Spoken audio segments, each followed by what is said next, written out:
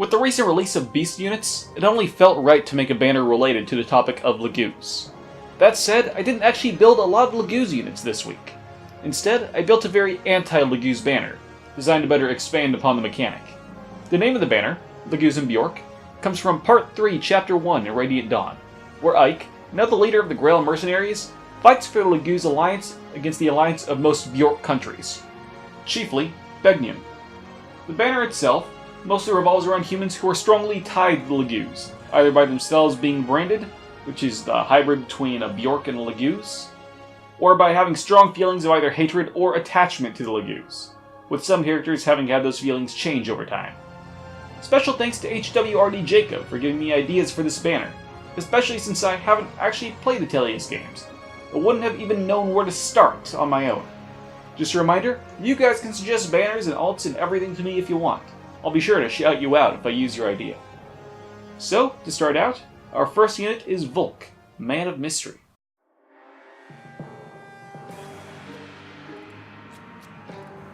Volke is an assassin hired by Grail, Ike's father. After Grail's death, Ike decided to renew Volke's contract, and so he became a soldier under Ike's command for the remainder of the Mad King's War. After the war's conclusion, Volke left Ike's service with their contract having ended, and during the course of the game enters into contract with Bastion to hunt down Izuka. Volke charges uncharacteristically little though, because of his deep-seated hatred of and prior employment with Izuka.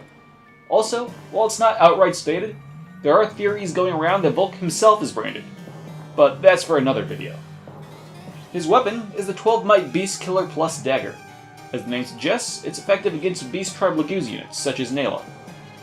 Like other effective daggers, it reduces the defense and resistance of the foe targeted and nearby foes through their next actions. His special is another new skill, Lethality, a class skill for assassins since their debut in the Blazing Blade. This 5-charge skill will automatically kill any enemy unit attacked at under half HP. As a class skill, it's only inheritable by other colorless dagger units. This is because every assassin or potential assassin in Heroes has been consistently a colorless dagger unit. As for returning skills, his ace slot holds attack speed solo. As an assassin, attack and speed are the tools of his trade. If he has enough of that, he doesn't need defense or resistance. It's a solo skill because, unsurprisingly, he keeps to himself a lot. Whenever any questions about him or his past come up, he puts up a ludicrous paywall for answer to the question, as a way of saying, I'm not going to tell you anything unless it's worth my time. He's alone and prefers to stay that way. Finally, we have Attack Smoke 3. Volke isn't very hardy, and if his target doesn't die from the first hit, it's in his best interest to limit how much damage they deal to him. Our next new unit, hailing from House Vizart, is Jill, Wyvern Mistress.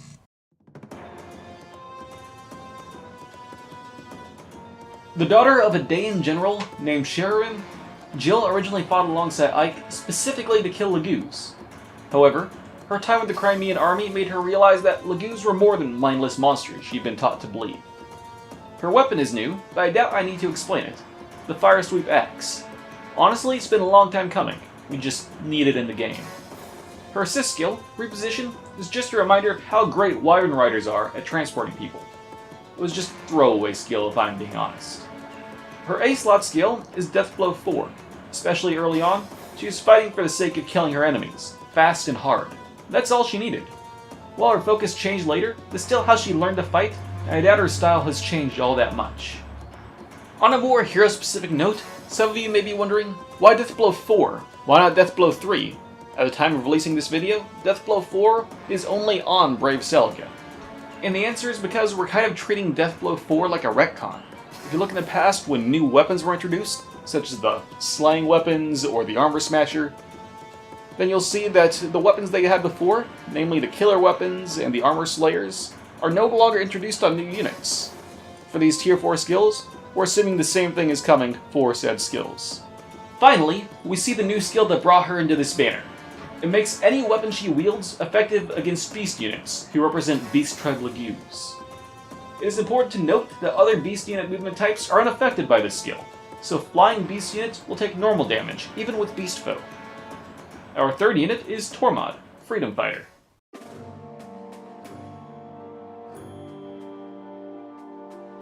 The leader of the Laguz Emancipation Army, Tormod is one of the few Bjork attempting to help free the Laguz that were illegally enslaved by the Begjanin senators.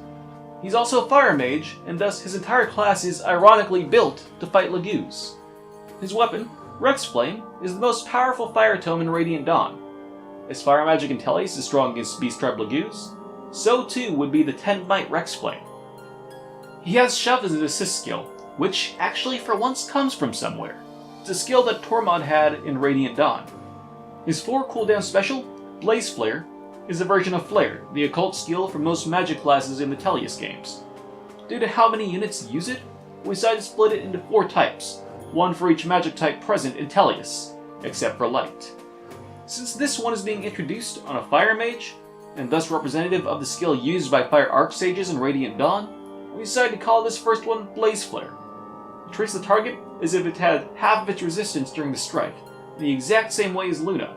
It heals the user by half the damage dealt, as well as inflicting attack -5 until the foe's next move is finished. It is inheritable, but only by other Red Tome users, who for the most part will be fire magic users. Finally, we have Celerity. This is a personal skill for Tormod, and allows him to travel an extra space every turn that he starts next to a dagger ally. This is representative of both his personal skill in Path of Radiance and Radiant Dawn, as well as his close relationship with the Thief Soth.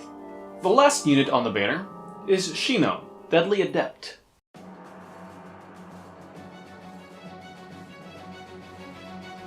Shinon is a longtime member of the Grail Mercenaries, but was extremely loyal while Ike's father led them.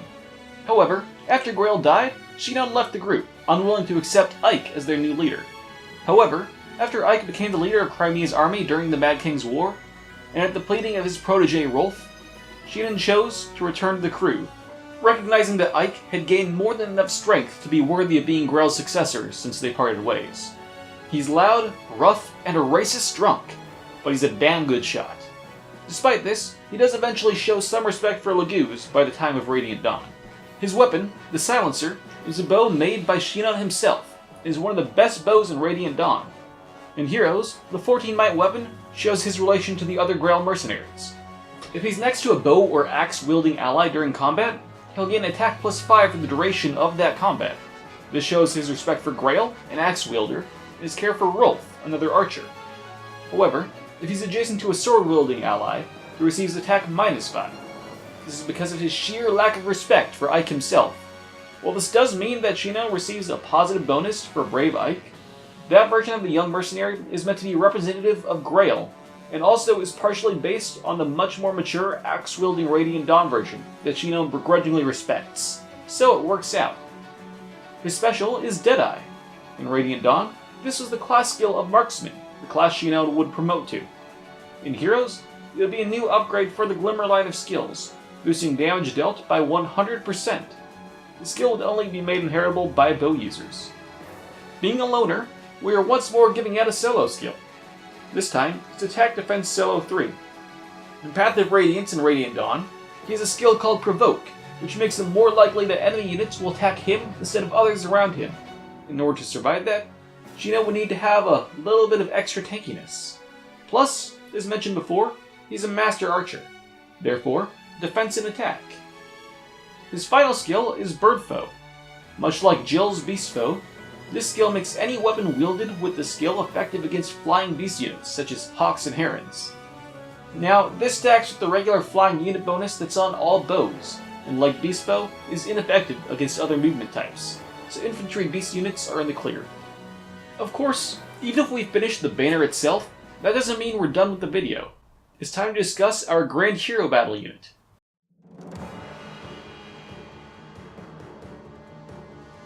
Turonio, Steadfast Rider.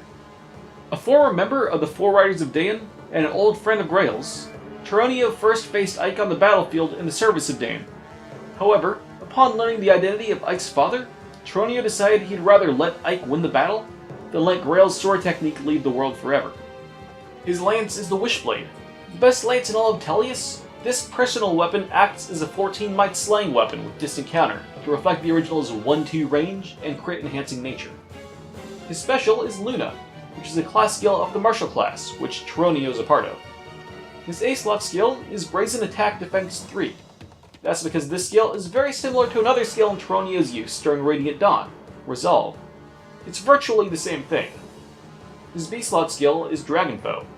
Much like Beast Foe and Bird Foe before it, Dragon Foe adds an effective against bonus to the weapon wielded by its holder. In this case, its effectivity is against Dragon Tribe Laguz and Manichetes. These will probably both turn out to pretty much be the same thing, but until they actually add Dragon Tribe Laguz to the game, we just won't know. Finally, he has Goat Armor.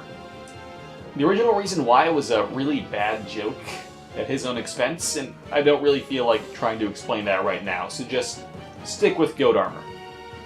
His map would be based on Without a King, the chapter in which he's either fought or recruited in Path of Radiance. We're also including a Tempest Trial. This one would be named Blood Contract, and serve as a loose adaptation of the chapter of the same name from Radiant Dawn, with Micaiah's Dawn Brigade being coerced into the service of Benyon due to a wicked hex known as the Blood Contract being placed upon Dane's king. Previous Tempest Trials have served as adaptations of chapters before. Notably, we've had two already do so for Tellius, Moment of Fate adapting the chapter of the same name from Path of Radiance, and Chaos Named, loosely adapting the Radiant Dawn chapter of the same name. All banner units, plus Micaiah, Sot, and Teronio, would be bonus units. The boss of the chapter would be Legendary Ike, representing his role as the boss of Radiant Dawn chapter the Tempest is based on. The unit you would get from this Tempest Trial, and the final bonus unit, is an entirely new beast unit. Morin, Desert's Water.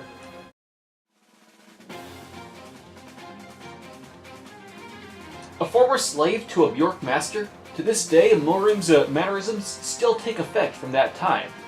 By the time of the Tellius games though, Morim is freed and serving as a high-ranking member of the Laguz Emancipation Army as Tormod's mentor. His 12-might weapon, Tiger Fang, will be the regular 5-star weapon for future Tiger units. It's just, you know, the fangs he has when he's a Tiger. While he isn't necessarily vengeful against Bjork like Leif is, there's definitely a solid and very understandable dislike for many Bjork early on in Morim's tenure with the Crimean army. That general distaste and worry is what led to me choosing Vengeance as his special skill. The most important part of Morim's kit is his A-slot skill, Laguz's Blessing. In the original game, the item was referred to as the Bjork Guard. It functioned like Io's shield and similar items already do. By guarding against effective against bonuses from beast units, it fulfills the same role in Heroes, nullifying effective against beast unit bonuses introduced by this banner while equipped. However, its counterpart, the Laguz Guard, has already appeared in Heroes as Brave Ike's Beast-Slot personal skill, which most of you will know as Bjork's Blessing. Due to that, we decided to change the name of the skill to Laguz's Blessing, to better fit the new Heroes naming scheme. Finally, Morim introduces a new skill to the general pool, Defense Opening 3. Counterpart to Winter Erica's attack opening, this skill provides defense plus 6 to the ally with the highest defense on the user's team. Before we finish, I want to suggest a few ideas to change the pre-existing gameplay elements to better reflect the Tellius games with respect to the beast unit mechanic. First, Windsbrand and Cymbeline. Both of these weapons already exist in the game, and belong to Soren and Sonaki respectively. We want to make them beast-killing weapons as well. Cymbeline due to having its effect in Radiant Dawn, and Windsbrand to reference Soren's dislike and distrust of the Laguz. This will be added on to pre-existing forges, with Windsbrand, a piece of wind magic, gaining effective against flying beast units, or a built-in bird foe, and Cymbeline, being Benyon's royal fire magic, gaining the effective against infantry beast unit effect, or a built-in beast foe. Do note that this would only apply to their forges. It would be all 5 variations of their forges, but the base weapon would be unaffected. This would make these weapons similar to the Binding Blade, which is effective against dragons, but only when forged. Second, Bjork's Blessing. As mentioned earlier, the original item was a piece of anti-Laguz protection. This is reflected with its current use, neutralizing bonuses by cavalry and flying foes. Since we have Laguz in the game now, let's add units with beast weapons to the list of units affected by the skill, to have it better reflect the source item from Path of Radiance. Finally, and this one may be a little bit more of a stretch, but it wouldn't be too hard to make it so beast units can transform beside units who are dragon units, but aren't using dragon stones in Heroes, such as Male Corrin, Summer Tiki, Bridal Ninian, and some others, instead of reverting next to them, as if they were a human unit. Units with dragon blood who don't have enough to be an actual dragon hybrid, such as Selip, Sophia, Crom, and Azura, would not be affected by this, just those who can actively turn into dragons and who have an alternate dragon form as part of their being. And that is finally it for this video. It's been a long one, so thanks for sticking to it. Don't forget to suggest your ideas for banners in the comments, and I'll see you guys next time. Bye!